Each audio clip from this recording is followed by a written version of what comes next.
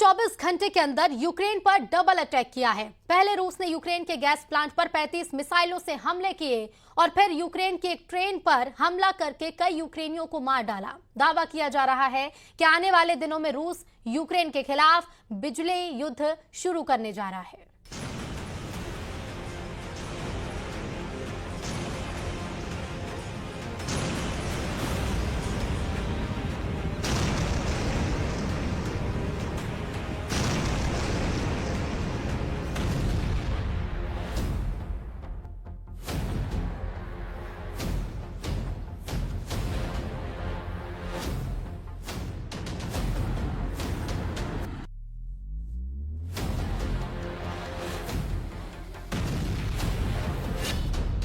रूस का cold war शुरू, 35 मिसाइलों से यूक्रेन पर गैस अटैक।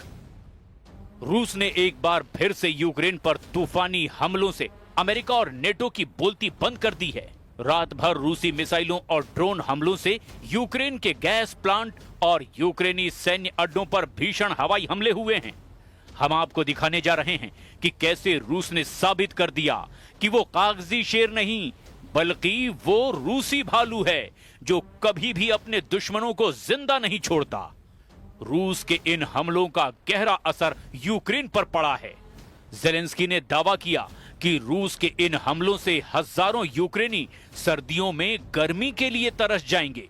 यानी रूस ने यूक्रेन के खिलाफ कोल्ड वॉर शुरू कर दिया है।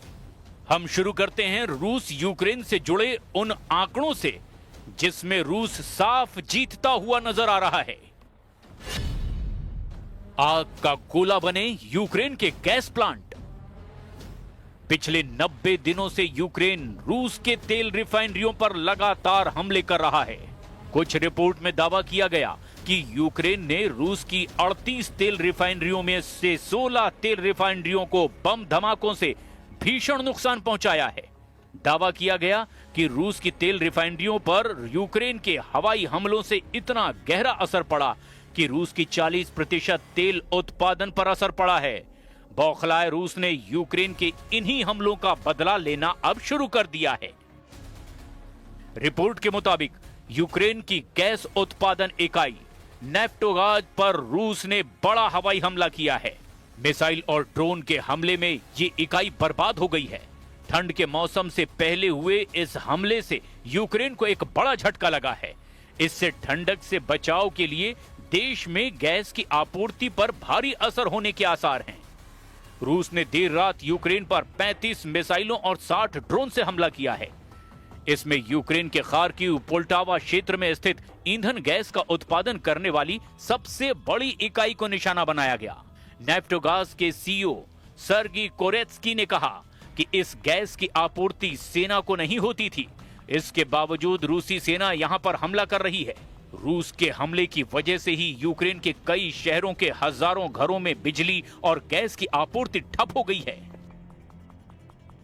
Способи завдати більше шкоди нашим людям. Тільки в одному цьому ударі, саме по газовим об'єктам, було 35 ракет, в тому числі балістика. Комбінований удар, лише половину ракет вдалося збити. Непроста ситуація на Чернігівщині після ударів дронами, в Славутичі, в Ніжині, також в самому Чернігові.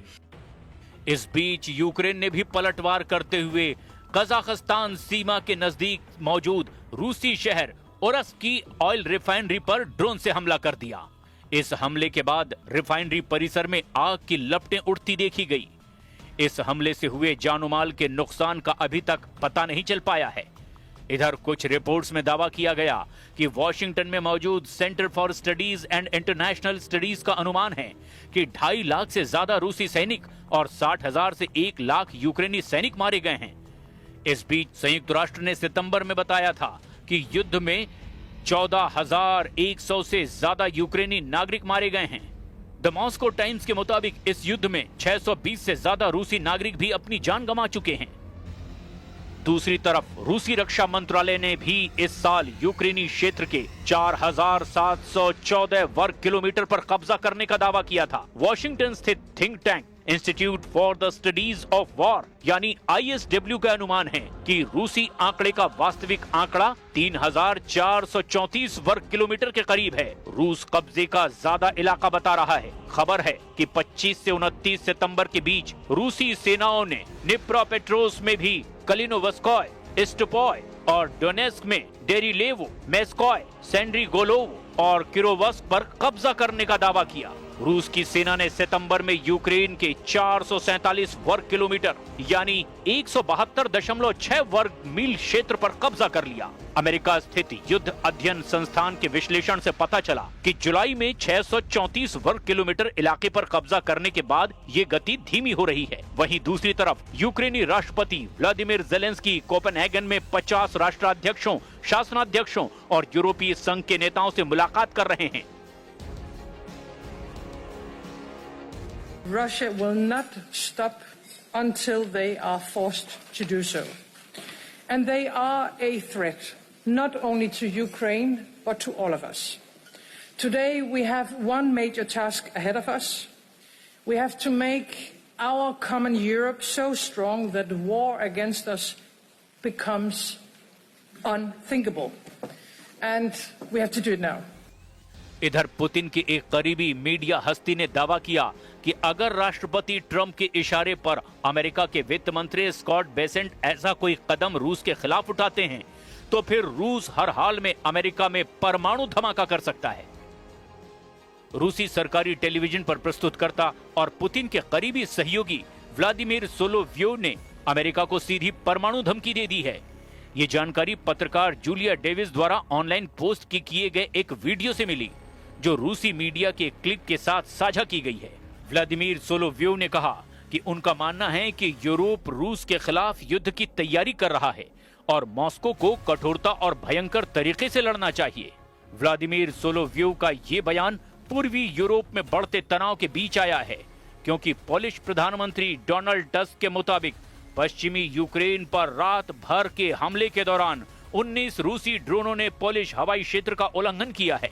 पोलैंड ने राष्ट्रीय सुरक्षा के लिए खतरा बताते हुए औपचारिक रूप से नेटो के अनुच्छेद 4 का इस्तेमाल किया और अपनी पूरी हवाई ताकत झोंक दी है।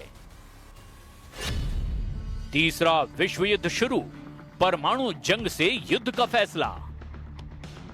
यह अंदाजा लगाना बेहद मुश्किल है कि अगर परमाणु जंग छिड़ी तो कौन सा देश जीतेगा, लेकिन इस वक्त रूस ने अपने तेवरों से साबित कर दिया है कि रूस यूक्रेन में अपना मिशन पूरा करने के लिए अब किसी भी हद तक जाने को तैयार है।